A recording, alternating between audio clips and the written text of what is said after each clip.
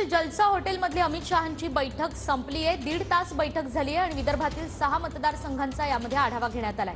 बैठकीत अमित शहांनी कार्यकर्त्यांना कानमंत्र दिलाय। शहांसोबत फडणवीस, बावनकुळे आणि विखे पाटीलही उपस्थित होते।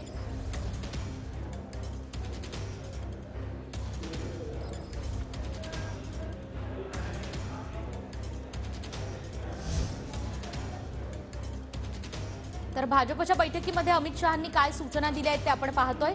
लोकसभा निवडणुकीत प्रत्येक बूथ मजबूत राहील याकडे लक्ष द्या। महायुतीच्या उमेदवारांसाठीही काम करा। भाजपचा उमेदवार आहे असं मानून काम करा। मोदी सरकारची कामं जनतेपर्यंत पोहोचवा।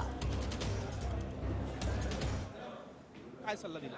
याच्यामध्ये जवळजवळ बुलढाणा, वर्धा, यवतमाळ, वाशिम आणि अमरावती आणि चंद्रपूर या आपलं लोकसभेच्या बैठकीचा आढावा घेण्यात आला आणि त्यामध्ये सर्व लोकसभा आपण जिंकू असा प्रण करण्यात या बैठकीमध्ये झाला। कानमंत्र काय दिलं की काय काय मुद्दे असायला पाहिजे, कुठल्या कुठल्या याच्यावर काम करा, मायक्रो प्लॅनिंग काय सांगितलं? ज्या कारणास्तव आपण मागे पडलो ती कारणं शोधून ती कारणं दूर करून आपल्या पक्षाला जास्तीत जास्त मतांनी निवडून द्यायचं हे समीकरण या ठिकाणी आज मांडण्यात आलं।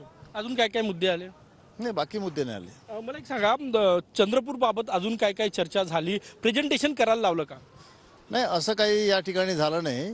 शाही लोकसभेमध्ये भारतीय जनता पक्ष किंवा त्यांचे मित्रपक्ष जे लढतील त्यांना कोणत्याही परिस्थितीमध्ये 100% प्रतिसाद देऊन त्यांना निवडून आणण्याचं या ठिकाणी सांगण्यात आलं।